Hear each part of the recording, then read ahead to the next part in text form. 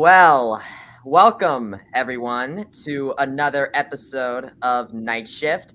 I am Bryson Turner, and joining me tonight he is known by many names in the UCF community. It is Andrew Gluchov, and of course also joining us is the person who really goes only by the one other name, the student of the game, Kyle Nash.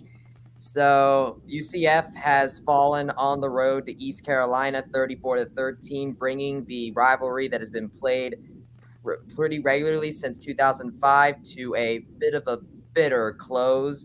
Just give me your opening thoughts, gentlemen. I'll defer to the older gentleman.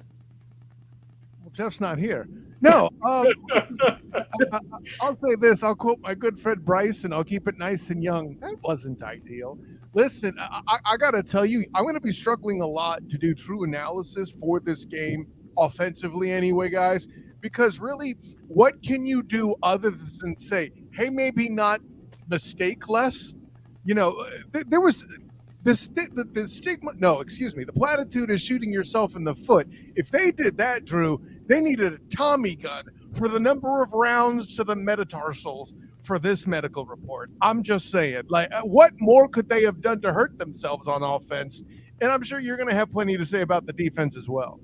Well, I mean, all I can think of is that scene from The Simpsons. Stop already! He's already dead. Yeah. I mean, especially that last touchdown, which was just for good measure. And I always go back to the old Steve Spurrier line. If you don't want them, and I'm going to paraphrase baby, but if you don't want them to keep on scoring, don't let them in. And after that onside kick, I mean, that was just a kick to the nads right there, just to kind of finish it off for good measure. Because and a lot of fans don't appreciate this, but the history between East Carolina and UCF runs deep. It runs deep on the field, and it runs deep off the field. And I don't think people realize UCF was on the verge of Dowdy Stadium instead of Bright House Network Stadium, as in the Ronald Dowdy from Dowdy Finklin Stadium. So, I mean, it's kind of a little bit bittersweet to see the rivalry end, and even worse to see it end like this. Yeah, let me pour some salt in there, buddy, right? This was the 21st meeting between the two teams, and this makes it 10-11 for UCF. Basically, for all intents and purposes, unless some unexpected ish happens now or in the future, that UCF has cemented they have a losing overall record to this program. And as we know, UCF and EC is the most common opponent they've ever played, East Carolina. Right, 21 times, exactly. Well, and hey, listen, my good friend Antoine Staley will finally have something to brag about. I mean, this is the first time that ECU has won this game since, I believe, the winless 2015 season, if I'm not mistaken.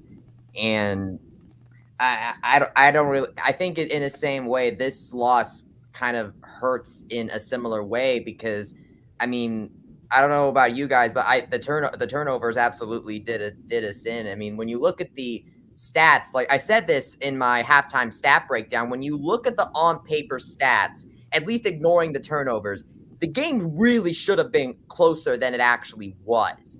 Like, I mean, ECU only beat UCF in total yards by about 30 or so.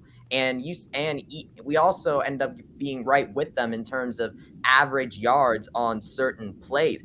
It's just that these turnovers and the 17 points that ECU got off of them ended up really playing a role here. I mean, what do you guys have to say? Well, no, sure, Bryson, that's strong. The UCF's defense is one of the best going into this game in preventing points off of turnovers. And Drew, I'm sure you can attest, John Rice Plumlee and this offense has certainly had their share. Now, granted, some of those stats aren't exactly perfect because you have turnovers with the likes of let's just say the South Carolina States of the world. No offense, but that's where 3 of the points came in, right? So here was an unfortunate situation. You mentioned take out the turnovers, Bryson. You have to take a lot more stats to really kind of remove the air quotes domination you would see, right? Those turnovers led to an awkward and lopsided time of possession, right? How many drives did UCF even have in the first half? Not very many, obviously. It's one of those situations where it all started with the turnovers, like you said. The defense held on and did what they could in the first half, but in the second half, at some point, the wheels just fell completely off. Well, here's another thing to keep in mind. You look at the number of points that were scored off turnovers directly, and it doesn't offset, the amount of points that UCF put on. Also, you talk about the number of yardage. About 60, 62 yards of that was that final drive that was already essentially garbage time that ended up with that final turnover. Game was over by then. Yeah. So, let's take a little bit of that out, and it's not as close as it seemed. A lot of this a lot of people are going to blame the quarterback, and it's easy. It's not just the quarterback. This was a failure on the offense. This was a failure on the defense. Even special teams really did not have a special day. They had multiple kickoff returns, really didn't do much with them. In fact, they kept ending up short of the 25. They'd be better off just waving their arms and taking the touchback. So they really didn't do much there. And, when it comes to being able to capitalize on mistakes, East Carolina didn't really make many mistakes. That's a good point, Drew. And that's where the defense was really trying to press and force. Holton Ahlers has a history of throwing interceptions, of making errors, of making mistakes, and he actually was about as calm, as settled as I've ever seen him. Yeah, it's a great point, Drew. Even throughout the Black and Gold Banneret podcast, our good friend Eric Lopez, your doppelganger, was going out of his way to make the jokes about, Holton Ahlers is going to throw interceptions. And listen, the dude has been a gunslinger in the past, no question. But you got to give a lot of credit to this East Carolina receiving core. I see on paper how big and strong they are. I'm like, okay, yeah, that's adorable. But seeing these guys and their ability to move during a game and actually watching them close, say what you will, they made some solid catches. Not here to say that Holton Ahlers had a bad game or is a bad passer, as Eric Lopez would have you believe. But listen, for a dude who's been playing for 5 years, was being challenged as if he was a first-year quarterback or was a quarterback that was unfamiliar. And to Travis Williams' defense as a defensive coordinator, he's only seen him one other time as a UCF defensive coordinator, and that was at home. And I think that's another thing we're not talking enough about, is this being the first home game. It was certainly a factor. We were assured that on Monday at the weekly presser that East Carolina was taken seriously and that there would be preparations during practice. But I'm not sure how much the players have proven to be able to adjust their habits to get ready for this game. I kind of felt like at times there were moments of, they felt kind of unprepared at times for certain things. Not necessarily to say that they didn't practice harder, they weren't ready or any of that, but I felt like, hey, if they're going to send this much blitz on defense, the DBs need to be prepared for whatever's going to come out, whatever errant or hot route is coming, and I didn't feel like we saw that, Drew. No, I didn't see that either. UCF, at least under T-Will, has not blitzed that much in a single game. And they blitzed a lot. And when you have soft coverage like the way they've been playing, you're leaving these DBs on an island. And if you're playing that soft, Ahlers can just play pitch and catch all day. And that's what he did. Those back shoulder throws were highly accurate. And there were times that the corners weren't even looking. They weren't even trying to make a play on the ball. They were still trying to catch up to where the receiver was after getting caught flat-footed on a 15-yard out route or something to that extent. And even when Ahlers did throw a bad ball, the receivers made a play. Don't take that away, man. They made some it obviously starts with the quarterback. Get the ball in a place where either the receiver is going to make a play or no one's going to make a play. And he had those back shoulder passes just down to an art. It was beautiful to watch because they made plays time in and time out. Holton Ahlers passed for over 80% on the day. Holton Ahlers, 80%. This doesn't happen unless you give them a reason to happen. And you look at the first half. Okay, you did the blitzing, you did the pressing. It wasn't working. The blitz coming up the middle wasn't getting through. It was being picked up. You're playing soft coverage. You're getting eaten alive. Second half, Nothing changed. They did the same thing. Soft coverage, blitz too much, get and shoot alive. There was no adjustment going from the first half to the second half. They kept trying to force the Ailers mistake. It wasn't happening. And instead of settling back and getting back to the fundamentals that made this defense so strong, which was a tighter coverage and allowing the technique of the defensive front to just create havoc, and you have enough guys in the backfield to kind of complement that, they never did. And by the time they actually stopped blitzing a little bit, it was too late. Well, yeah, no, great point with the too late part, Drew. And I would see that and raise you this. Based on you and I having watched now 5 years of Holton Ahlers, well, 5-ish, right? He's ready for his ARP card. Yeah, right. No, Crandall's backup. Listen, I saw him at IHOP at the early bird special the other day when I took my mom. Listen, here's the thing. The punchline is I feel like Ahlers is the kind of guy you want to have the ball longer, right? Because the more the play develops, the more likely he's going to get you into trouble. So blitzing him, forcing a quick decision, that's there when you've put it on an island, when receivers are talented. You see where I'm putting together here. That wasn't the superior piece. At least if you're sitting back, maybe Ahlers has a little bit more time. But listen, you saw Brash do some stuff coming off the edge a little bit in there in this game. And maybe occasionally throw in a blitz for good measure. You want to keep people honest. But you're doing all of that. You sit back and wait. Two things happen then, Drew. A, you force Ahlers to hold the ball longer, which is what we want. Give him time to think himself into a mistake, right? And B, you have your linebackers and such, or whoever is sitting back in better a position to come up and attack the run when they see the run instead of over pursuing it on the blitz, which brings me to this, Bryson. I'm sure you have the numbers right here. Notice the balance on offense by ECU, 100-yard rusher on top of everything else. And to Jeff's credit on the Black and Gold Banneret podcast, he did point out to watch for that.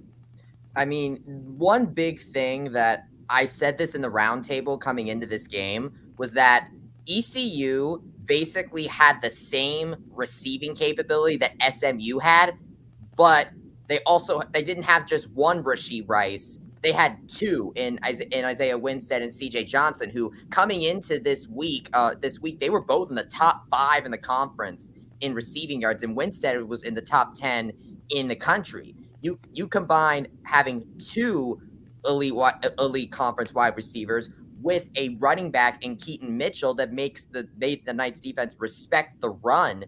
I mean, this offense, I knew from the start was going to be a much more dangerous foe than SMU did. And I think that because the Knights had to respect the run here with Keaton Mitchell, that led to a more successful day from Holton Ahlers and the passing. And it shouldn't have had to. UCF has played against teams that have good wide receivers and good running backs. They play more conventional, but as Kyle says, you blitz sometimes to keep the offensive line and the coaching staff honest. However, if you're going to blitz and you keep doing all-out blitzes, you're setting yourself up for failure. That's when you're going on 4th and 1, and the ball's going up the middle. Not on a regular basis like they were doing, and leaving their defensive backs on the island. I know we have a talented defensive backfield, on the field. We've seen it. However, let's be real. You can't expect them to perform all that well when they're playing soft constantly. And I'm not blaming the defenders on that. That's what they're being told to do, and they're doing it. So you're looking at a coaching failure. I mean, and this was a flat-out coaching failure to adjust and adapt to the situation. And you have an execution problem, which was the blitz not really doing what it's supposed to do. I don't blame the players for continuing to do it. That's the coach's job to change it. However, they're doing it, and it wasn't working. It wasn't getting through. You're getting, 1 out of 3 times is it actually breaking through the line? That's not successful blitzing right there.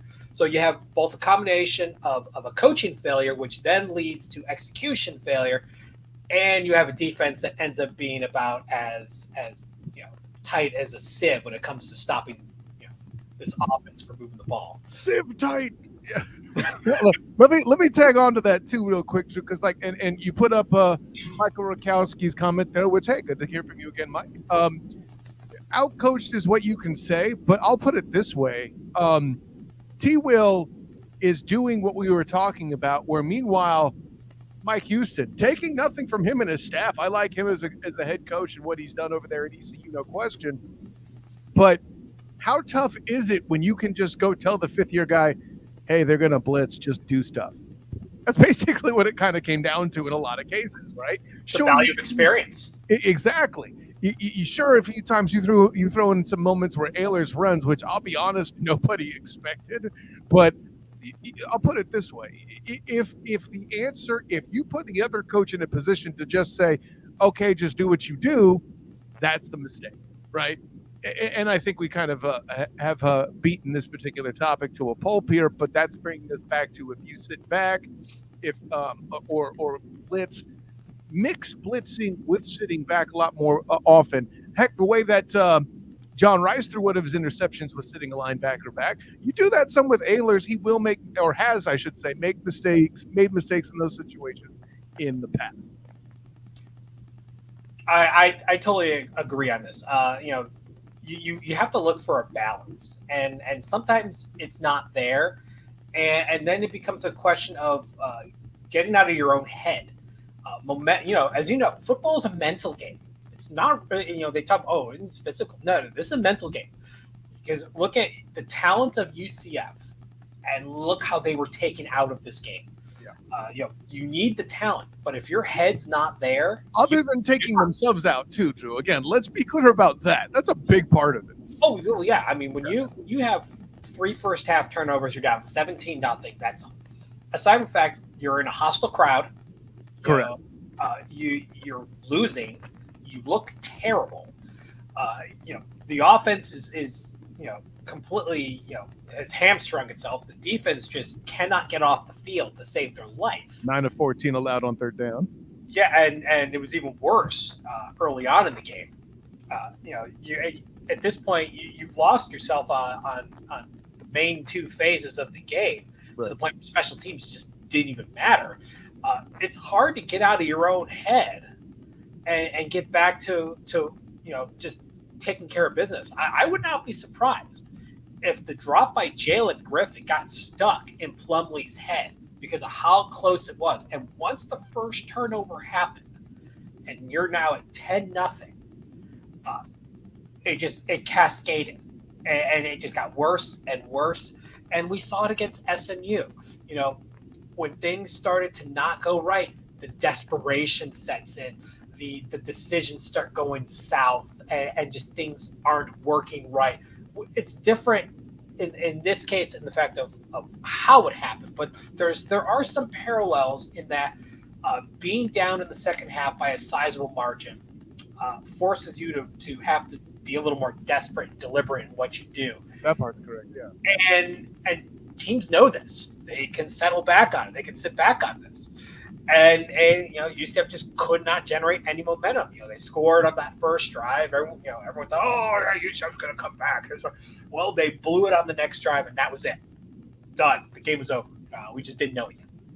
Yeah, well, and I'm not prepared to make it the same as the SMU game, Drew. I feel like there was a lot more having to do with receiver drops in that game, other than one obviously big drop early on with Griffin there. And I appreciate that concept. But if as a quarterback who was a former receiver, that bugaboo happens and you can't get out of your head, then at this point it cascades there. And listen, I've been the guy, despite my early questions in August about JRP as a quarterback, I've been the guy that's been trying to remind people the most on this panel that it's really all about the team game and other things happening, protection going wrong, the receivers having numerous drops in games, all the stuff like that. Here, the biggest catalyst that happened first, in my mind, is JRP. And then when ECU was in position to start to pin their ears back, knowing there was going to be a lot of passes, that's when the tackles started to kind of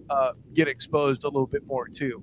But I mean, it's Baker had a catch in the game. He didn't play much. He didn't play much, but yeah, he wasn't out. Just a quick correction there too. But yeah, the fact that he was used less could have been a factor. Sure, I'm not willing But again, I think the whole railroading of the game, if you will, went completely out of control. And starting with John Rice Plumlee, right? We could say all the stuff about the line and the receivers as I have in the past to defend him when I felt like he's deserved it. But that first pick, I thought, was just him not having full vision of the field. Secure the bleeping ball. As much as you guys were on Tremont Morris brash, returning a near touchdown and all that stuff, you all better be on John Rice Plumlee here, because that's the bleeding job. Okay. Oh, absolutely. For this one, guys, I'm sorry. I have it on the quarterback. Oh, yeah. You're a runner. John Rice Plumlee is a runner. That's what he does. Rule number one is secure the ball. And you watch that play. His goose was really loose when it came to holding that ball. That thing was just sitting out there for anyone to just pluck right out of his hands, and he practically did. It got popped. It didn't even hit the ground and was a turnover. And UCF, this you losing a player like Javon Baker who missed most of the game.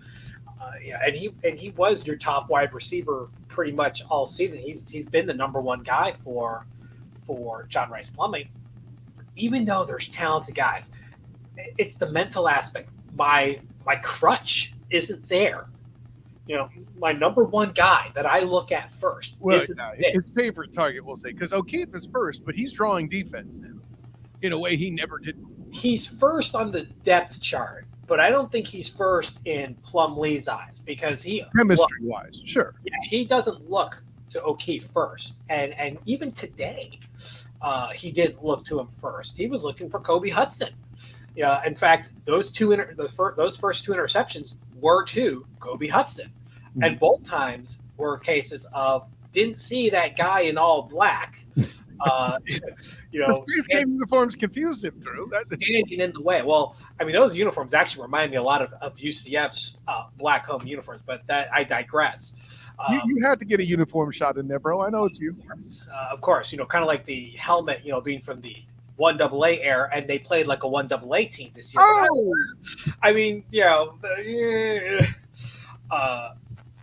The thing was, you throw into coverage, and when you're trying to force the ball, the second one was on fourth down. The first one is you're throwing a tight slant in the middle of defense. You have to be very comfortable with what you're doing, and both times you can force the issue. You force the issue, you make mistakes.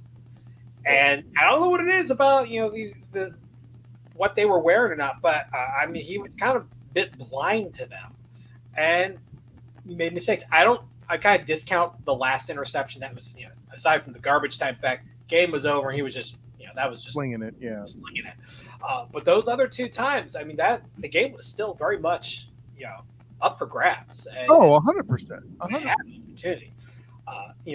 I always tell we've talked about this for years, you and I. I'm always of the camp of don't be a hero. Hero ball doesn't win.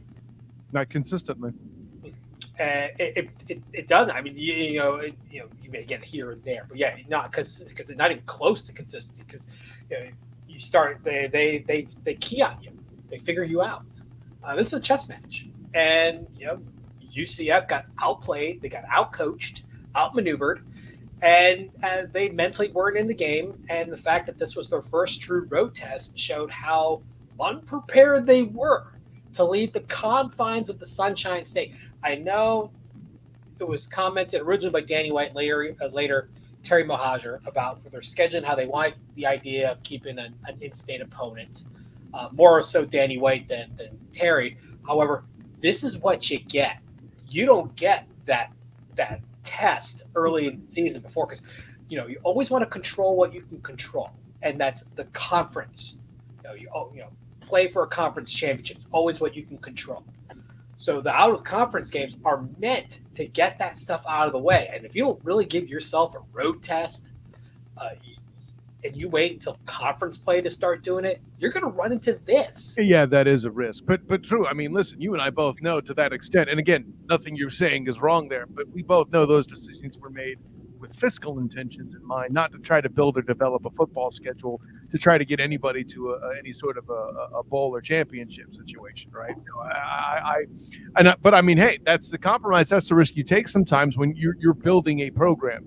And let's be clear, the conference championship is something that would be nice to have. And by the way, it's still on the table. I'm sure we'll talk more about that later. But for my money, other than it being something to be proud of and to elevate your program and to get the money that comes in connected with that, like, I don't think a conference championship this year necessarily elevates or drops back this program as it moves to the Big 12. So, there's that. Well, something else to remember is good teams have bad days. It's a bad day. We know what this team's capable, and I think people got a little overconfident with the beatdown against Temple. It was Temple. There's a reason why UCF wasn't ranked after the game, and I know there were some other podcasts and people posting on Twitter and that were upset that UCF wasn't ranked. This is why. And apparently they couldn't read a schedule first. Yeah, I said it. But that doesn't mean anything. I mean, that was expected. Let me throw this in. Let me throw a concept at you. I don't think the overconfidence you speak of stems from the Temple game. I think the overconfidence came from the effort in the SMU game. That is a game that no one expected to be a blowout at all. Temple, okay, sure. It's less as much as inflated one can get from dropping a 70 burger, putting up 40 and outdueling Tanner Mordecai the way that group did. That's where it started. That's where I think the offensive, as a unit, believed in themselves. I think the coaches could get. Well, actually, on the offensive side, I can't give the offensive coaching really a lot of problems because you can't coach around the ball getting handed away 3 times. I don't care who you are. And then I think the defense, the way they were challenged in that SMU game, Drew, constantly in the end zone. I think there was at least 4 balls up for grabs where the defense either had a pass defended or interception. In other words, won the play. In the end zone was at least 4. And I think this made T. Will a bit more confident putting his guys on an island going into this game. I can't help but think of it. Well, I think this is a major setback in T. Will's development. We know he's still growing his craft. He's still I don't want to say learning the ropes, but this is his first shot that he called the defense. He didn't call it his last job. He didn't call the defense. He actually worked with someone else. But in this case, he's the guy. And we see mistakes. Remember Louisville in 2021. He made mistakes, and UCF lost the game. This is another situation where he had a game plan, thought the game plan was going to work, didn't work, but didn't have a backup plan, nor did he create one on the fly, which is what a good coach is supposed to do. We saw Rhett Lashley struggle with that, in that SMU game. He's also a first-year head coach. Correct. So that's part of the growing process. And when you get young, new coaches to a specific level, that's going to happen. There was concern about that with Josh Heupel when he was brought in UCF. That's why Randy Shannon was kind of forced married upon him, and whatnot. However, over time we've seen him grow as a coach, make mistakes at UCF, fix them in Tennessee.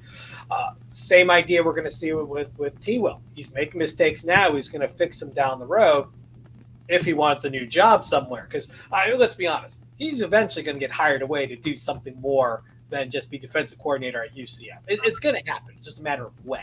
I want to save that topic for an episode of the Black and Gold Banneret podcast. I'm thinking there's another scenario, and we'll leave it at that. But yeah, that's a very apt possibility. That credit I will give you, my friend. And you're here with us at Night Shift. I'm Bryson Turner, and with me is Andrew Gluchov and Kyle Nash.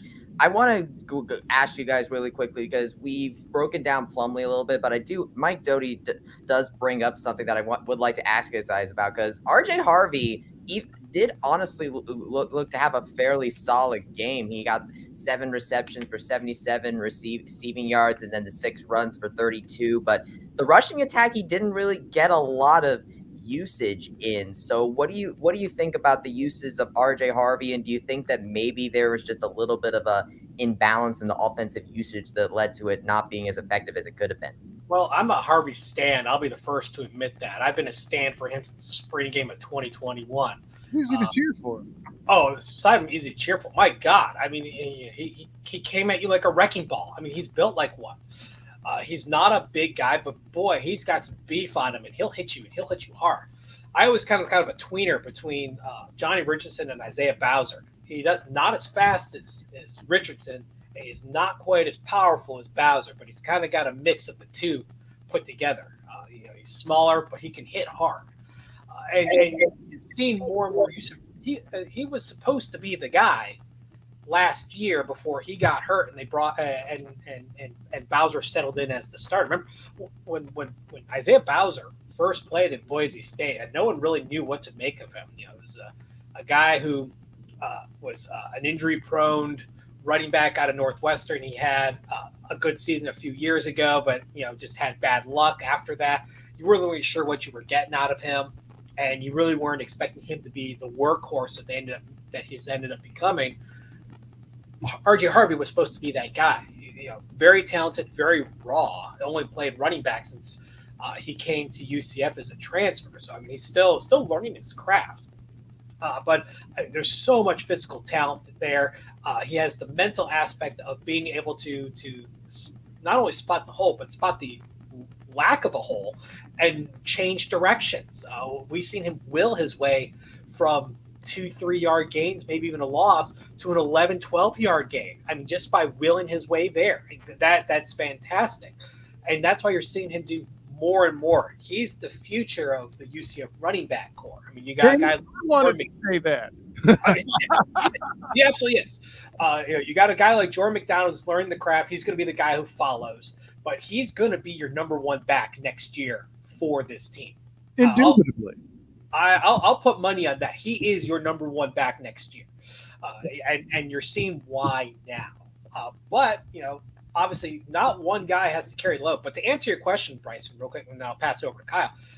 The reason why it was so lopsided is because you're down 17-0. The running game gets neutered at that point. You're trying to come back. The passing game becomes more of a focus, and the running game just becomes kind of a little bit of a secondary thing. Yeah, and by the way, when UCF has 37 plays and RJ Harvey has a total all-purpose of 13 touches, he's being used just plenty. Let's take a chill on this. They refuse to use him statement. Mike, I love your comments, but on that one, I can't back you. Now, if you want him to get carries more often, don't worry, it's going that way, right? First of all, let's assume that Isaiah Bowser stays healthy. I have no reason to believe that based on what we've seen of him in his career and here, right?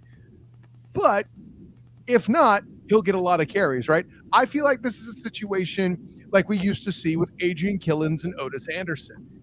Hey, where's Otis? Well, Killins would inevitably get hurt because he's a small body. Here comes Anderson. He would take care of business. Rest in peace, by the way. But I think you have the same scenario brewing here. At some point, Bowser's going to miss time, and here comes RJ Harvey.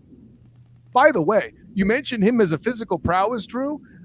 We've really not had an opportunity to see it like you did at the spring game, for example, before he got injured last year, but more in kind of the scenario in game.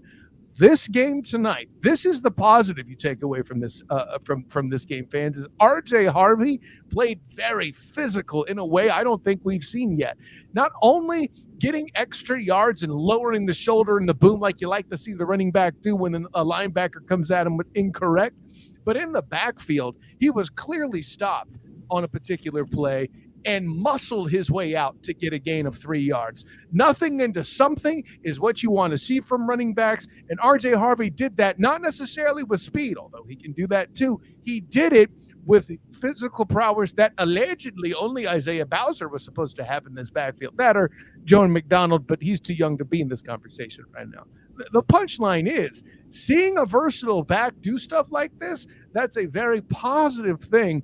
RJ Harvey's got a future in this offense under Malzahn for sure, especially if he starts recruiting that line like his hair's on fire. Well, not only that, but I mean that a lot of that also comes from the vision. To see that you are in trouble, you're going to take a loss and find a way around. It's a combination of size, speed, and vision. To add on to that, that's you can't teach that real well. Either you have the instincts or you don't. You can learn certain aspects, but if you don't have the instinct to be able to identify opportunities, you're not going to be a good running back. I mean, I'll use a pro example in Trent Richardson, guy who's not good at finding opportunities. Do we have to make this about the Browns? Really? Oh, he's also the Colts too, and a bunch of other. And the that guy was really all quick, about power and stuff, but had no vision. Right. You put him in a situation where vision's required, didn't happen. RJ Harvey has shown that he has vision and was able to take these plays that were losses or get back to the line of scrimmage and turn them into something. Nothing into something, exactly. Really quick, too, earlier I said 37 plays. Yeah, thanks, Mike. 69. I read the wrong thing. I said the wrong thing. That's my fault. But nonetheless, 13 touches, and we're considering that underused? I'm not there. One thing I want to look at with this offense is I noticed that the lack of yak from Kobe Hudson and Ryan O'Keefe. What I've really noticed is that this offense has really succeeded when yards after the catch was high. And the ECU defense, credit to them, really limited what the receivers were able to do. RJ Harvey was able to break out for some solid yards after the catch, but as for the receivers themselves, they weren't able to do that. Though I will fully admit there was a couple of errors on that one, such as that Ryan O'Keefe incomplete pass where it when it was kind of looked like a fumble, but it wasn't. So what do you think about as far as those things? Because it seems like the ECU seemed to really limit any kind of damage that the UCF receivers could have done. Well, what have I been saying for a while, Bryson? The key to stopping these receivers is to be a breakfast secondary, right? Attack early rather than late. Get them on the line rather than down the field, right? Them in space is outright brutal, Drew. Hey, newsflash, these guys are good athletes, bruh. So, I apparently, credit to the coaching staff, like you said, Bryson, for playing that correctly. And listen, if I'm spotting it, I'm not a great scout. I'm just an analyst. But if I'm spotting it, a coach should be able to react to that. And listen, I'm going to credit ECU's players for executing as such, Drew. Oh yeah, I mean, even if you don't have quite the athletic prowess of compared to the speed of the wide receivers, you adjust for it. You adapt to it, and you find ways to kind of take them out of the game. Again, a lot of this was mental. You saw a couple of drops by Ryan O'Keefe. That jet sweep. He didn't even look like he was expecting the ball. I mean, obviously there's a disconnect there. He had a drop, elsewhere in the game where it was, kind of like a gimme, like something like you don't really expect a player of his caliber to do. By that point, it was kind of getting a little bit late in the game, but still, you expect your leaders to lead by example, and he's one of them. And it just, in a couple of those cases, it just wasn't there. I give credit to East Carolina. They got him rattled. They got him, off their high horse, brought them down to earth, showed how mortal they really are, that any team can lose any game on any given day, and put them in their place. There is no secret that East Carolina as a program hates UCF. Absolutely hates them. It dates back to 1993. That hatred has never gone away, and it's actually one of the reasons I'm sad when this rivalry's ending, because that's fun. That part's fun. But I mean, that energy, those fans feed off it, and you get the snowball effect. Yeah, it's going to rattle even some of your best players. Unfortunately, Ryan was just one of those guys that was also affected, and none of these players, not Kobe, not Ryan. No one was able to really break open. The only time a player really got open was on a flea flicker. Alec Holler got broken open on a flea flicker. That was it. Other than that, I mean, they had to scratch and claw for whatever they got, and they just kept giving the ball back. So I would like to ask you guys, because I have the defensive stats up here really quick. So I want to ask, how much do you think we look at the defense for this? Because I mean, to a point, they did hold them off to a point, but obviously things kind of got out of hand a little bit later. I mean, Jason Johnson, I mean, he after a solid game with 14 total tackles, and Tremon Boris Brash managed to get a few tackles for a loss there, but. Can you talk about the defense and just how much should we be really worried about them right now? First of all, I got a bone to pick with Drew, okay? You set me up for the dad joke here. You're talking about people getting off their high horse when I mentioned UCF's overconfidence coming from a game against the Mustangs. That is your fault. Second, I think Drew and I have already addressed this. Like, this is definitely part of the defensive scheme, setting up a situation for Holton Ahlers.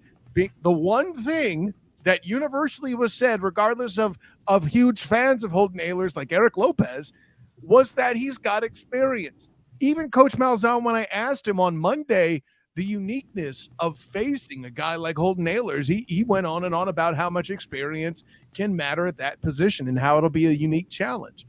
The unfortunate thing is I don't believe the defensive scheme treated it like a unique challenge. And I mean, we don't need to beat that drum any further than they already have. That's just kind of how I would answer your question based on our discussion there, Bryson.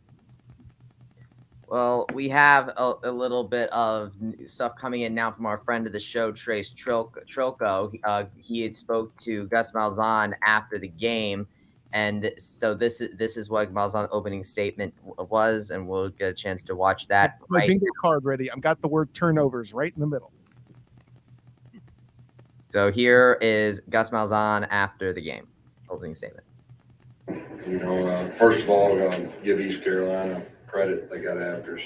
They beat us really in all three phases of the game. What stood out to me is, they controlled the tempo, time of possession. We couldn't get off the field. On defense, I think we made them punt one time during the game.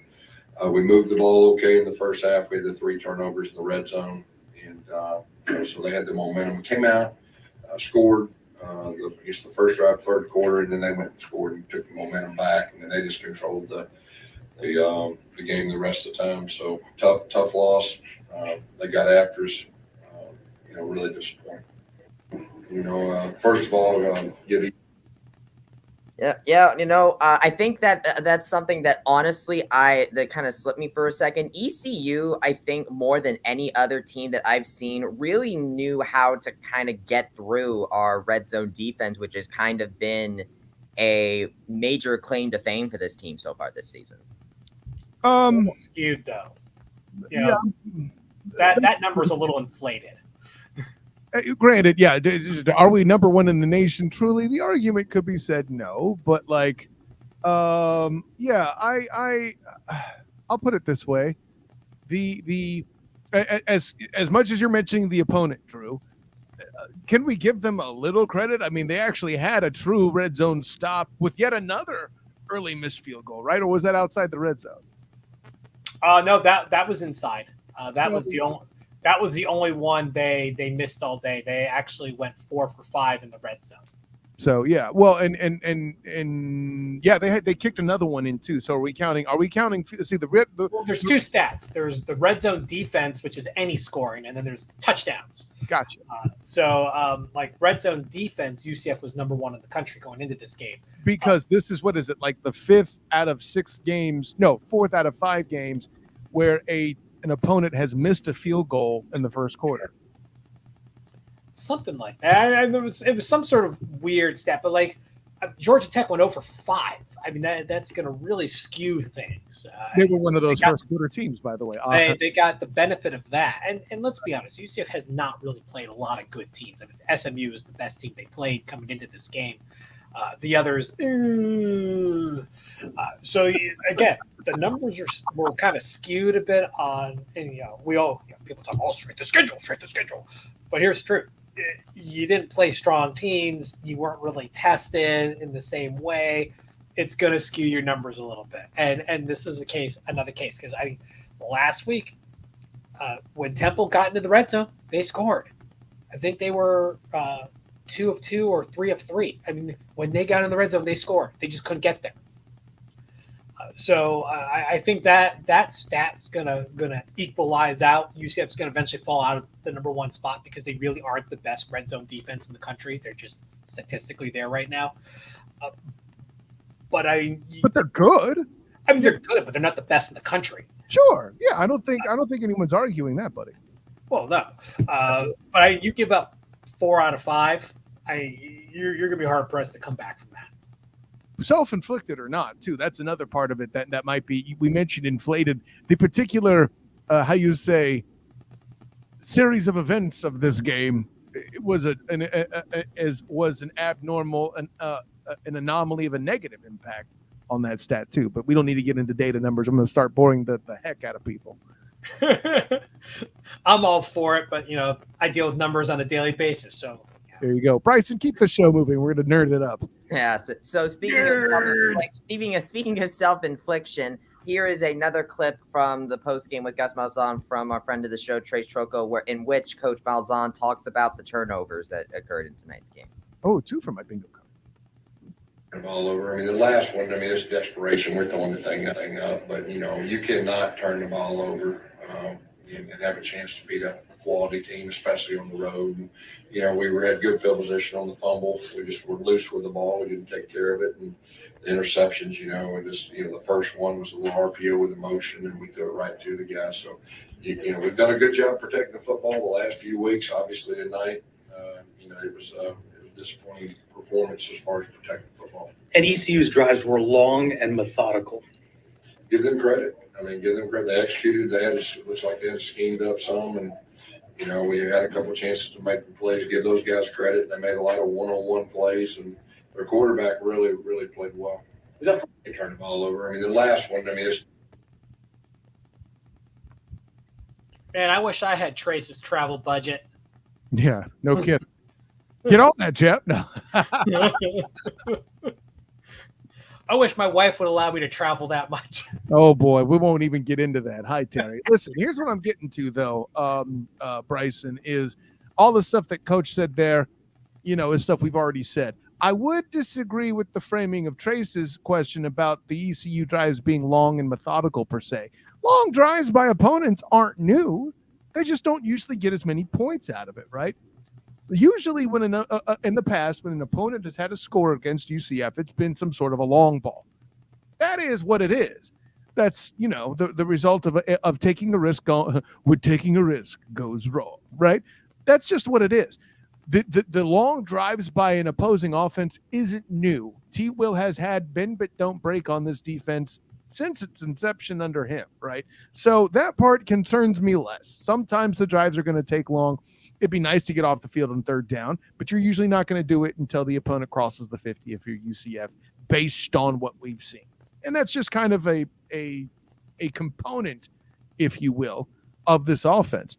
None of these other guys have had 5th-year quarterbacks that know how to throw themselves out of trouble, throw the ball away, which credit to Ehlers, he did brilliantly when he was in big trouble. I'm never going to forget. I'm not going to forget in the game, the one that stood out to me, JJB, Jeremiah Jean Baptist broke through first, and then Ricky Barber was coming after him after he tripped, and by then Ehlers had already slung it in probably the greatest display of arm strength in this game, more than any pass thrown was. And that's just that's what's different about playing an experienced guy. And listen, good news going into next week for UCF, not as much of an experienced guy as Holton Lee. Will they ever face that experienced guy again? Not anytime soon, certainly not this year, right? Go ahead, Bryson. You're the guy who likes to do the digging on the rosters.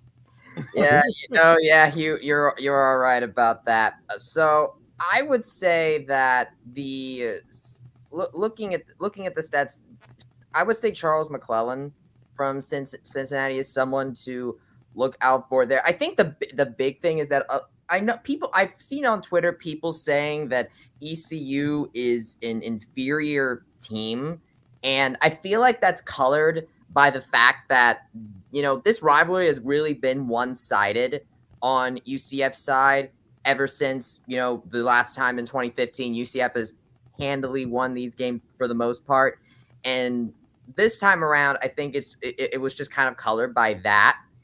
But I mean, when you look at Isaiah Winstead, Holton Ahlers, I mean, I don't care how long he's been in there. I mean, we joke, how he needs AARP, but that experience really lends itself to improvement, and he showed it today. And ECU's been playing a lot of people. They played NC State really close this season. Could have won that game if it weren't for the turnovers that we were mentioning in Holton Ahlers' style, right?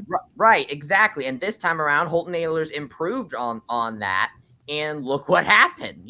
The ECU absolutely dominant. And then, of course, Keaton Mitchell on the run. I mean, I mentioned in the roundtable, Keaton Mitchell was kind of if SMU had a Keaton Mitchell, I think it would have been a much closer game.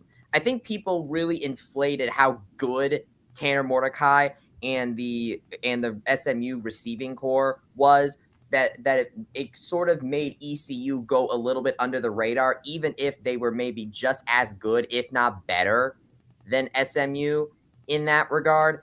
And we just kind of didn't get it done tonight. Speaking of that, Trace Trocco, here's another clip from Trace Trocco's post-game interview with Gus Malzahn about that very aspect.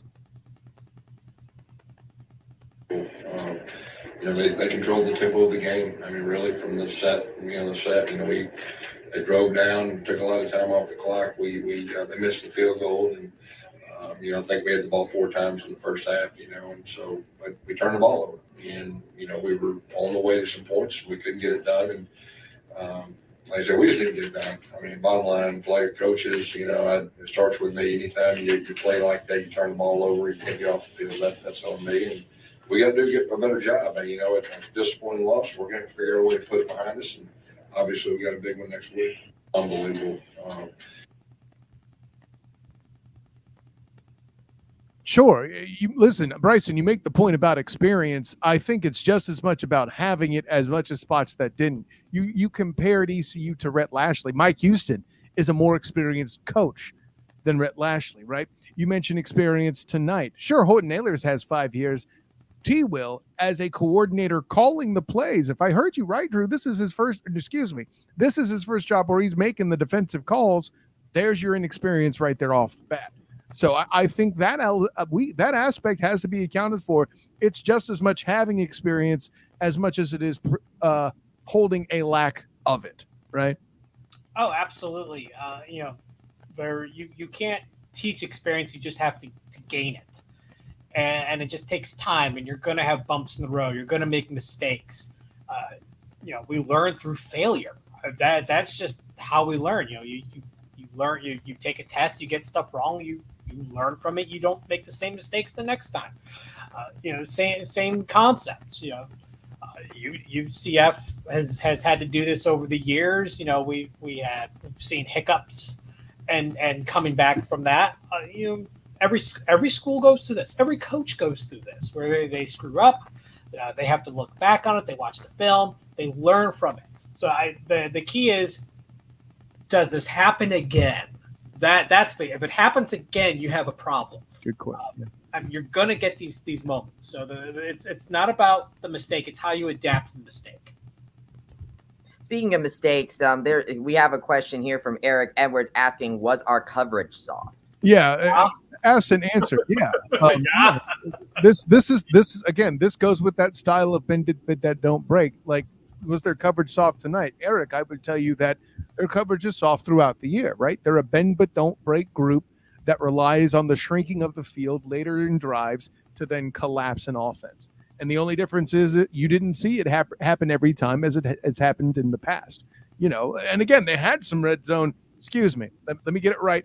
They had some red zones where they only gave up field goals, where they had red zone touchdown stops there. So I have the stat correct from my dude, the stat boy Drew down there on Twitter. Bing. So with all that in mind, yeah, the playing softer coverage is what they do. T. Will's strategy overall is keeping the offense in front of him. Say what you will about whether you like that or not, but that is that particular strategy for this group, and I think he's doing it that way because of the youth he has up front and the experience behind. And there's risk involved with that. Let's not take away from it. Well, especially when you blitz a lot. When you blitz up, there's risk involved in that. Well, when you blitz, there's definitely right because in prior games, the whole concept ultimately worked, but they changed things up this time around. It didn't work. So part of his own personal growth is to take that back and realize, okay, my coverage style has to change if I'm going to be, pushing in my defensive front seven in more as blitzers, versus dropping linebackers back into, creating more of a zone coverage. If I'm leaving my corners on islands, I can't leave them that soft on the coverage. So that's again, it all comes back to the growth. There's still youth on the player side is not the only thing. It's youth on the coaching side. Not making excuses, but that's part of the process. These are facts of the case. Yeah, these aren't excuses. This is analysis, baby. Speaking of analysis, we have another clip coming in from the post-game press conference. This one coming from the Atlanta Sentinels' Jason Beatty, who asked Coach Malzahn if he considered making a quarterback change in the game. So let's take a look at that. Quarterback change, and what was the message to JR? I didn't think about making a change. I mean, we got to do a better job of him protecting the football. We're going to do a better job coaching him, and he's got to do a better job handling the situation, on the field. Did you ever think of making a quarterback change? And all right, I want to jump in on this one because this was actually a topic that came up in our own little group chat of the Banneret staff. I was going to make one comment, and then you could go to work, Drew. Listen. Go ahead, then. I know when my good friend Jason Beatty of the Orlando Sentinel asked that question, he knew the answer he was getting, and no one was shocked. He said, "No, Drew, take it from there, my God." Oh yeah, well, I mean, it's a knee-jerk reaction. I see what you did there. to say, change the quarterback in mid-game. No. I was very much they weren't going to change the quarterback in mid-game. What you need to do is hit the reset button. You know what went wrong. You know what. It's not like this is not a capable player. Things just went wrong for a variety of reasons. Hit the reset. That's what halftime's all about. But props. I'm sorry. Changing the quarterback was never a viable option. Correct. I read somewhere about putting Thomas Castellanos in. No, you've already used his redshirt opportunities. You're not wearing a red shirt for a half in the East Carolina. No, at this point, you're kind of ride or die with John Rice Plumlee at this point. Yeah. You have him there for a reason. He brings a certain skill set. Your offense is designed by him to put someone else who does not have the same offensive skill set in there is a recipe for disaster. Just an absolute recipe for disaster because you don't have a game plan designed for the other guy in mind because you never anticipate of having to do a mid-game change. So no, you don't change it. You had too many other things to worry about. You worry about those other pieces, and you let the quarterback settle down.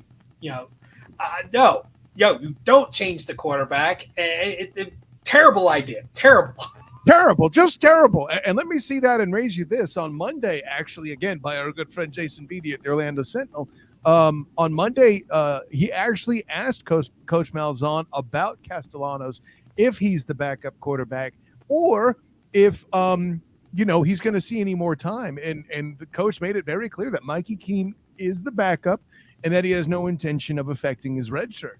So with all that in mind, and actually, I'll be fair, I'm not sure if it was Jason Beatty or Brandon Helwig, but nonetheless, it was one of those two who asked that question, and Coach Malzahn, nonetheless, the punchline being Castellanos, as far as assuming no dramatic catastrophes through health or otherwise take place, you have seen the last of Castellanos in regulation. And as you should. There's no, as you said, short of epic catastrophic disaster, there's no benefit in burning a red shirt for that. I remember, Kyle, 2003, when Stephen Moffat had his red shirt burned for no good reason. I was at that game. It was the last leg of the season, the start of that, the UCF was already hemorrhaging wins at that point. It was, the 17-game losing streak was on, and they burned his red shirt for no good reason. Luckily history's not repeating itself there, and I don't expect Gus Malzahn to make the same mistake that was done between Mike Krusek and Alan Gooch. I don't see that happening at this point, but that's okay. But then it goes to do you put Mikey Keene in? And I'm going to throw our editor under the bus, Jeff Sharon, on this, who said bring him in. No. This game would be even worse off because you're not designed and not planned for him. It's a completely different quarterback.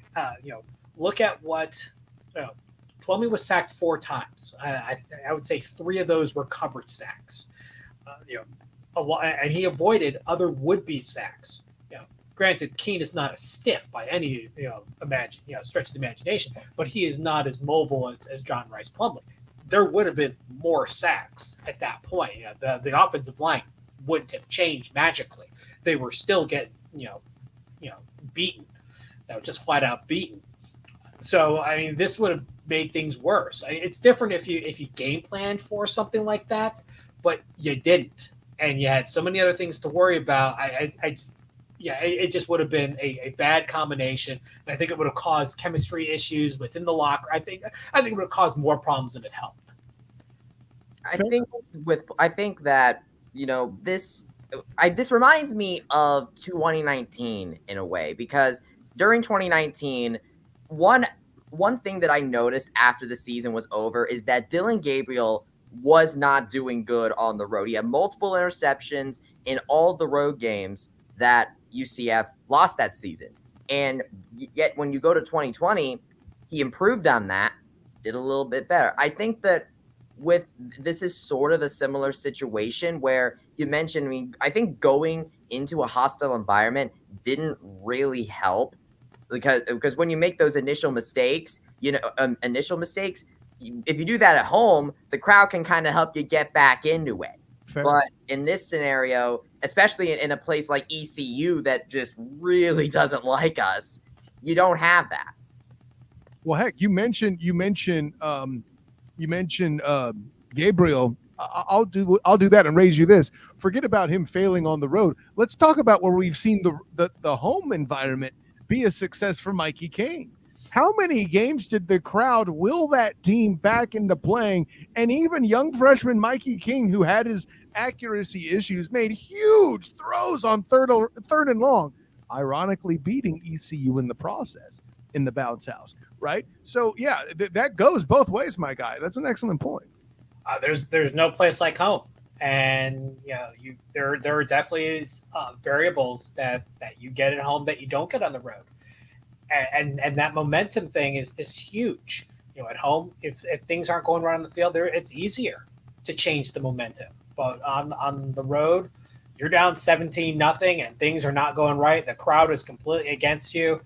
It's a stacked deck at that point, and you're handicapped to try and turn that momentum. So even though that UCF scored on that first drive and looked pretty good doing it, that didn't change the momentum. It was just kind of a blip, and ECU just shut it down after that. Hey, listen, man, by the way, you making the no place like home reference into the Wizard of Oz and stuff, for you, I feel like it would be a red ruby jersey rather than the shoes, but we get the idea. Oh, totally on the jersey. In fact, I'll just bring down one of my red ones at that point. And you are still here with us on Night Shift. Bryson Turner, Kyle Nash, Andrew Gluchov. We have one more clip for you guys from the post-game press conference from friend of the show, Trace Trocco. Who got the chance to speak to Isaiah Bowser following the game. So here's what he had to say. You get into a rhythm with the turnovers, defense when they would get off the field. Sum up tonight for me. Yeah, tonight, obviously we didn't play our best game, and they played very well tonight. So, obviously, it's a lot of self-inflicted wounds. So we got, lots to clean up as a team. But, we're still confident we have a great team and a lot of season ahead of us to, come back and, we'll win some game. First drive of the second half, you guys go down, you score. One score game. Did you feel like something maybe was working there for the second half? But yeah, at halftime, Coach told us, we got to come out fast. We were only down with 2 touchdowns, so it was nothing, crazy. So we were able to come out, score, and then, we were able to get a win after that. But, that's just something we're going to look at and get better at after. Did he see you show you something different than you had prepared for? Uh-oh. A little technical glitch there. Broke the internet. Ha. Tonight, you guys never could get into a rhythm with the turnovers. Crazy. So we were able to come out, score, and then, we were able to get a win after that. But, that's just something we're going to look at and get better at after. Did he see you show you something different than you had prepared for?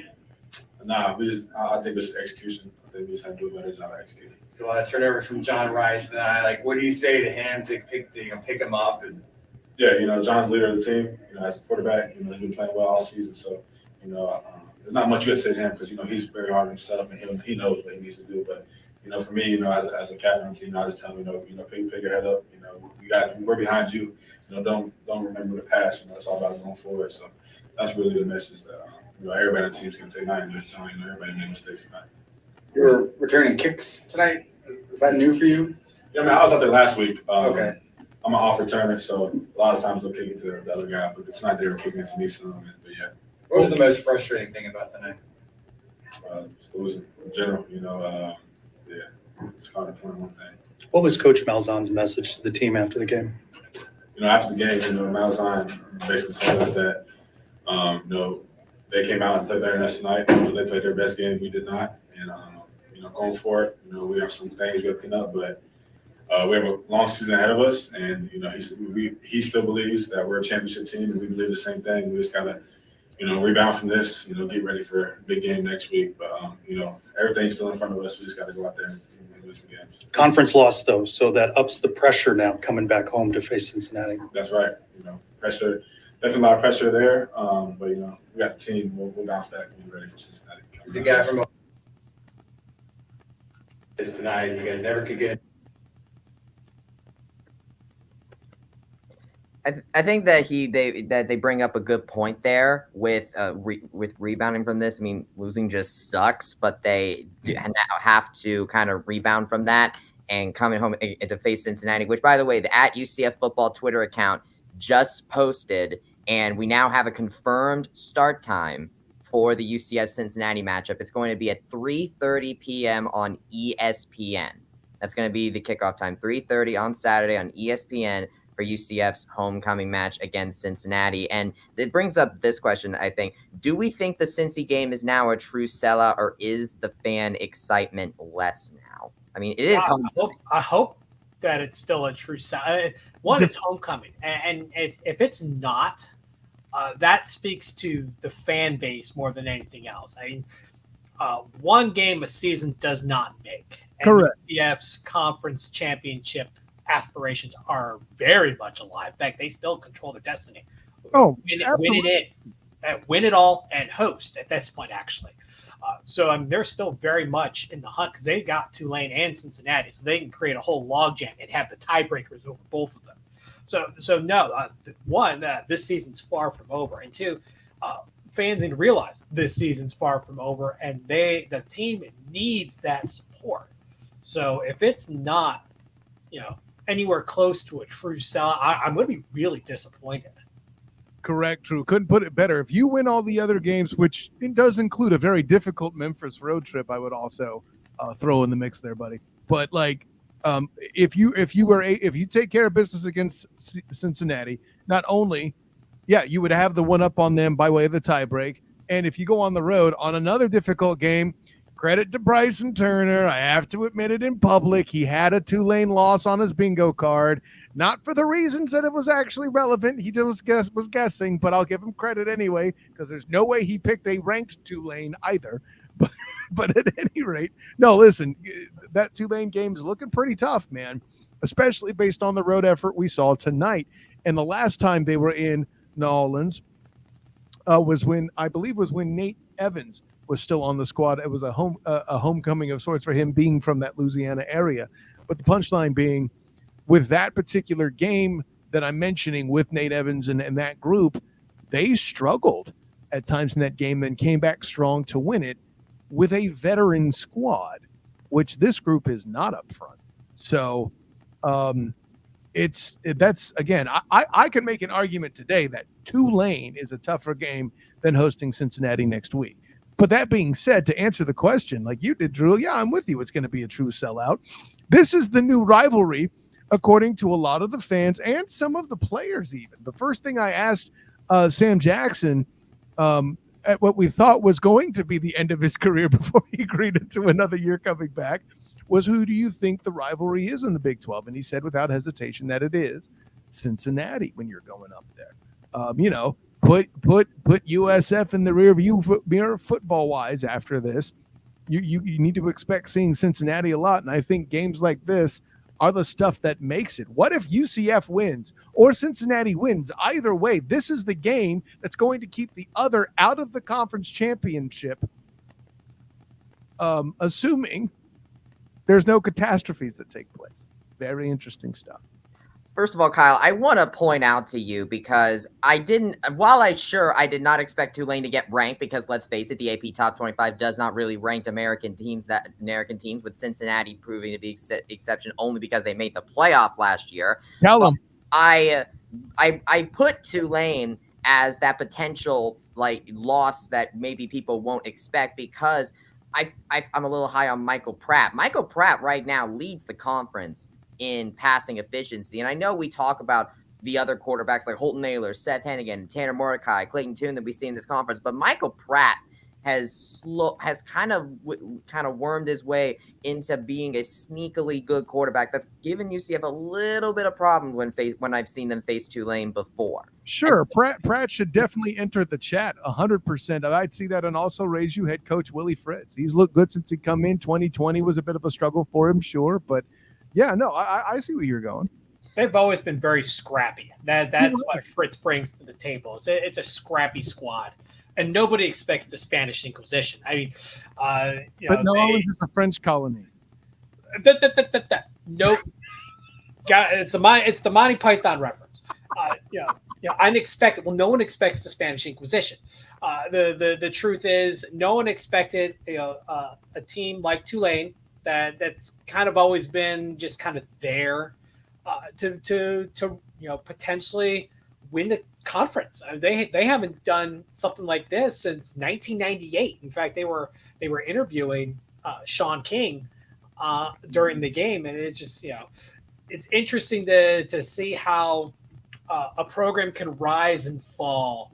Like we've seen SMU during their heyday in the 80s, fall because of the Pony Express, and then come back to a sense of relevancy. Kind of St. Tulane had their heyday in 1998. They fell down and really fell down into just became a punchline. Kyle, you and I went to a game in 2001 at Tulane as we were members of the Marching Knights. Correct. And it was a cavern. There was nobody there practically. It helped that it was in the Superdome.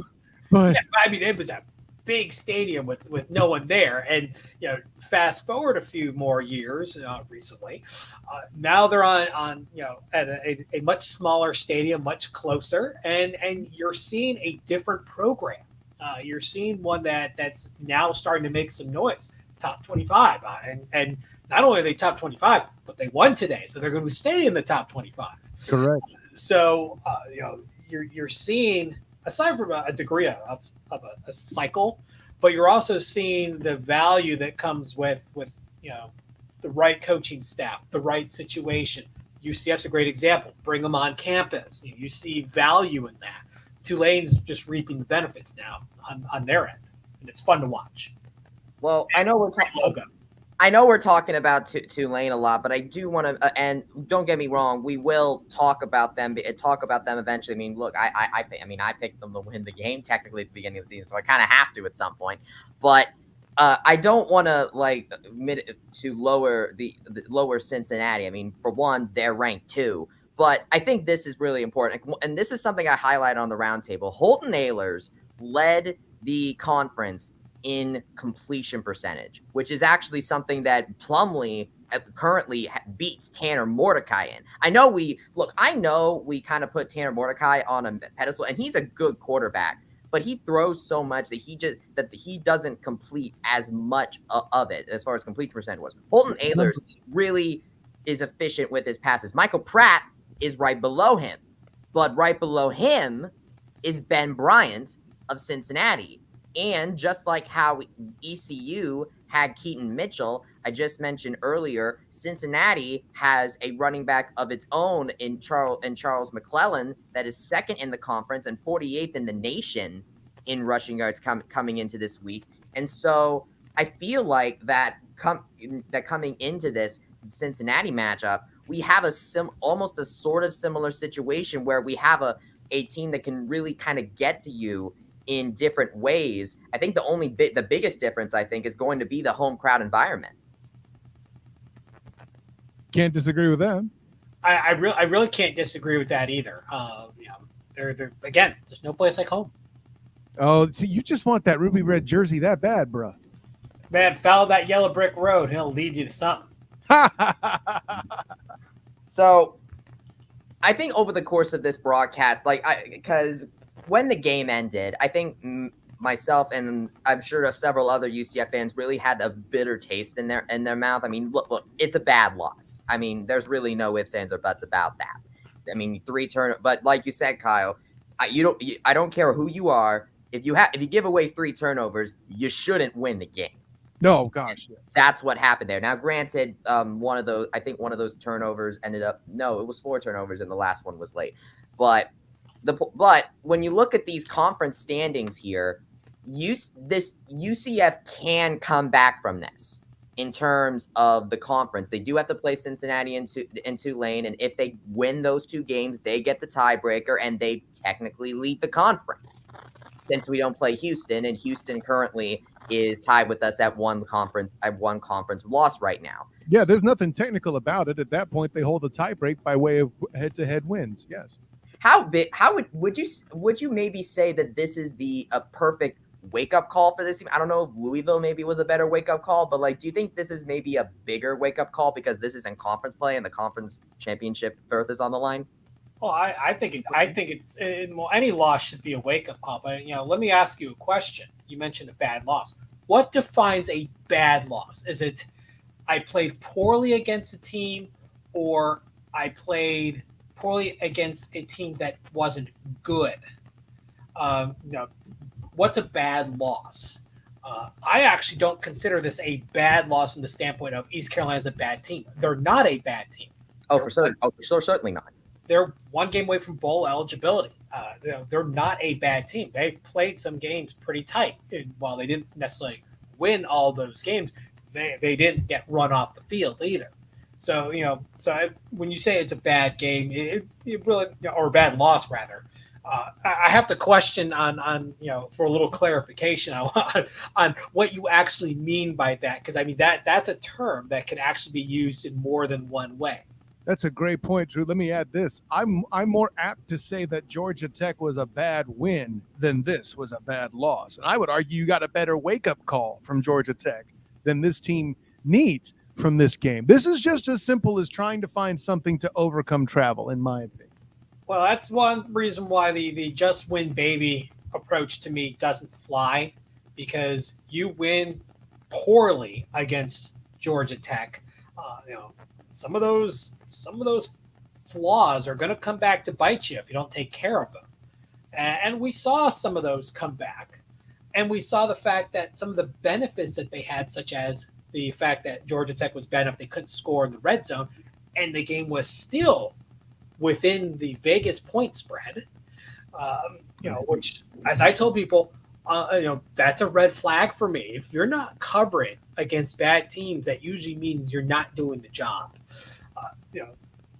We've seen little hints of things going wrong in other games. The slow start against SMU, the rough first quarter against FAU before they realize that they're playing a team that's literally beneath them, not only talent wise but geography wise, and took care of business. And then they were down 10-7 against Temple. Slow start again. These were things that should have been red flags going in, but then you get caught up in the fact that they scored 56-0 in the second half, and a lot of that stuff gets wiped away. I think that's more of a fan problem than a team problem. But these are there are red flags that dated back to the early part of the season that we actually saw manifest themselves here against East Carolina. East Carolina is the best team UCF's played against all year. At least certainly performance-wise. I wouldn't necessarily put this in the category of slow start like those, Drew. They weren't giving away. Those weren't ECU takeaways as much as they were UCF giveaways, in my opinion, right? So, and in those slow starts that you mentioned, Drew, those were self-inflicted, in my opinion, with turnovers, right? Difference of slow starts you mentioning, I could very easily say, okay, well, protection was bad there, or UCF had a lot of drops. This was purely on Plumlee making mistakes with the football. Well, I mean, when you think about it, most of it was all self-inflicted from all these games. Drop passes, that's self-inflicted. Sure, but what I mean, protection issues. The turnovers are a much more devastating blow than just a slow start implies. You know what I'm saying? Well, yeah. I mean, how it ended up manifesting itself varied, but I mean, it was still the same end result. Yeah, totally. How we get there point A to point B is gonna differ, but in the end, turnovers are all self-inflicted wounds. You have to, defense is opportunistic. They're in the right place at the right time. They make the right hit at the right time. That hit on Plumlee, if it was 6 inches higher, would not have been a turnover. Or if it took care of the football, that's what I'm getting. It's the right hit at the right time in the right place. The guy drops back in coverage, is in the right place at the right time. A lot of it's a matter of luck too. You just happen to be in the right place, and that self-inflicted wound just happened to gift wrap itself to you. Now, when you put it that way, I agree with you. Yes.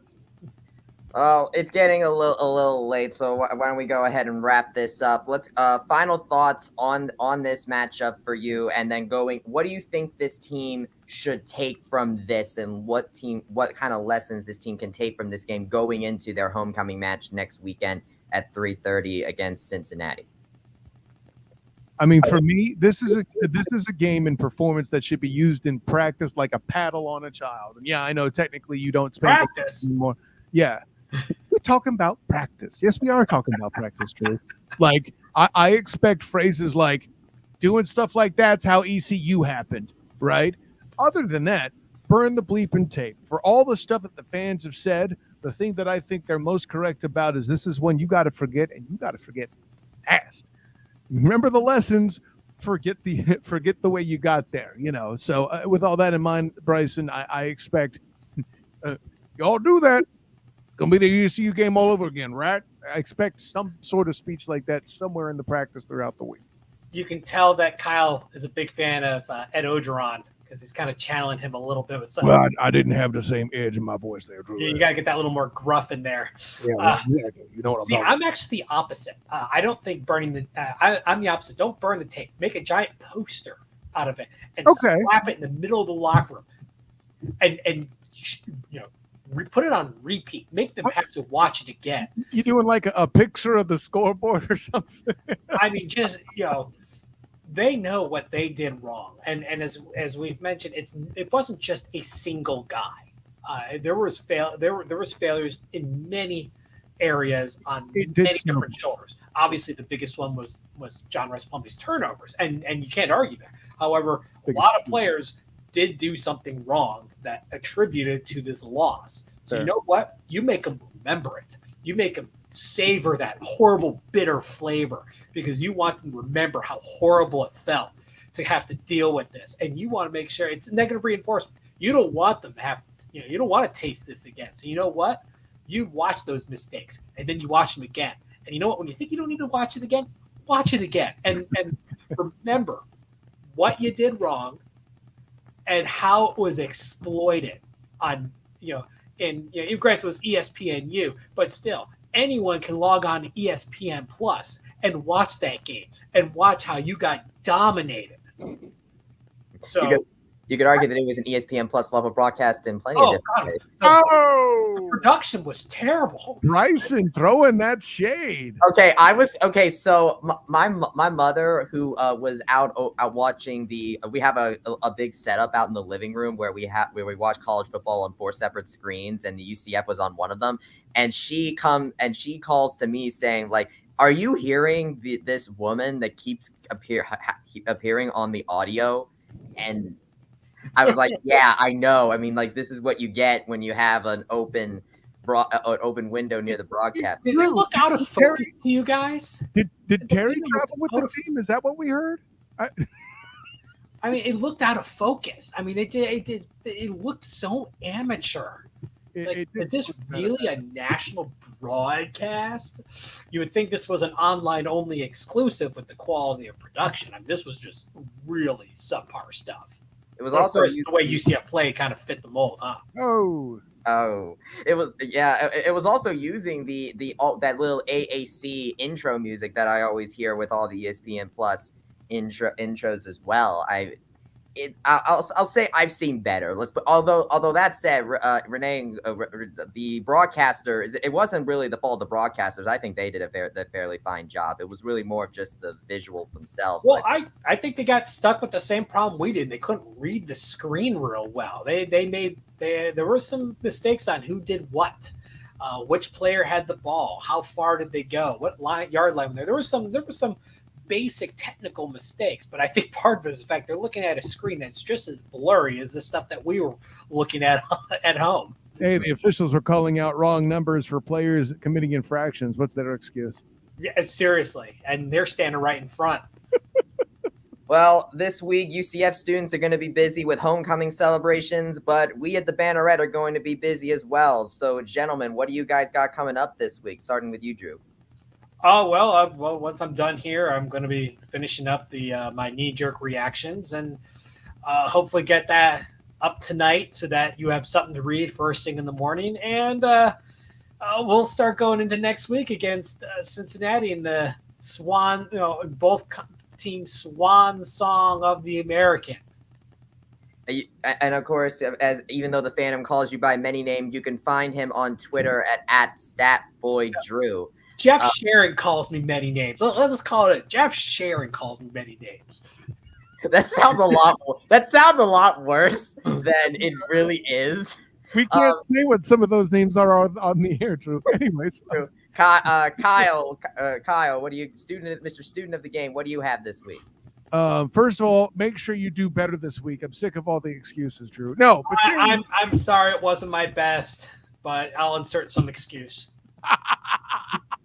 Listen, no, of course, always fun being here on the night shift with you guys. And then, of course, upcoming next week, we will have the Black and Gold Banneret podcast later in the week leading into the game. But me personally, of course, I will be at the Monday presser. I can't make the availability with T-Will this week with the coordinators period this week because I will be in Jacksonville covering the Jaguars. But on Monday, I will be there front and center, maybe not center, that's a helping spot, but up front with Coach Malzahn and to be determined players to have their weekly presser talking about the game that was and the game that will be. And then, of course, on Wednesday, possibly, not actually confirmed yet, we're looking for UCF Hoops Media Day, possibly, and maybe a special guest from the conference, maybe. We'll see. Tease. Yeah, look for that and whatever comes out of there. Of course, I mentioned the Black and Gold Banneret podcast already. And, wow, crazy stuff coming up. Mr. Olympic Sport, man, what do we have to look forward to on that front, sir? So, of course, you guys have my weekly nightcap coming up where we have a lot going on in that world. The women's soccer is still unbeaten in conference play with 2 matches left. They have senior night actually we're recording this on, it's Sunday morning now at 12:30 a.m. And so later today at 1 p.m. they will be having their senior night game against Houston. That'll be on it. And then also UCF men's soccer is just contributing more to the chaos that is the American Athletic Conference when they beat Charlotte, so you'll learn all about that as well as all the other things that occurred in the world of UCF sports over the course of the past couple of days and the past couple of days in the future. I am also working on a Know Your Night article, first one of the fall, a little later than I had initially wanted, but student life got me busy. So that will hopefully come out in sometime within the week. We'll see about that. And of course, you can see all of my post games on the Black and Gold Banneret YouTube channel. Be sure to like, comment, and subscribe on those. It means a lot. And putting it on there, it's one of the reasons I do is so that way all of you guys watching can be able to see those interviews and see what these Olympic sports are up to, because there's a lot of stuff these Olympic sports are doing that are pretty nuts. I'll tell you what. You can follow me at It's Bryson Turner on Twitter as well. Kyle, where can they follow you? Of course, much like you said with the YouTube page, thanks for bringing that up. All the stuff from the Monday presser and Hoops Media Day that I can grab for you will make its way there well. So subscribe, like, and that happy stuff, and it'll be delivered right on your doorstep, just like Drew's ruby red jersey. And then I'm not delivering that to anybody. No, it's going to get delivered to you is what I'm hoping. I don't know who's going to bring it, but apparently they're going to fly through the air and tap their heels together or something. Of course, you can find me on Twitter at the SOTG. Check out my writings therein. You'll get your presser preview, hopefully on Wednesday, maybe Thursday, because life. And looking forward to the Know Thy Night as it comes forward from Bryson. That should be fun all the way around. But until next time, everyone, class dismissed. And of course, you could also rewatch this live night shift on the Black and Gold Banneret YouTube channel. It'll go right up there as soon as it's over. So if you missed anything or just want to rewatch the antics, then go ahead and just make sure to subscribe and stay subscribed so you can get alerted when we do night shift again in the weeks to come as the season continues into homecoming weekend, as UCF hosts Cincinnati at 3:30 p.m. on Saturday on ESPN. Rough night this time, but there's still hope for the future, you guys. So I guess as everyone likes to say, we will charge on moving forward. So thank you all so much for staying with us on this night shift. We hope you have a very nice and safe weekend. And we'll see you again next week after the Cincinnati game. So from Drew, and Kyle, Jeff, and Eric Lopez, who are unable to join us tonight, and myself, go Knights, charge on, and we'll see you next week.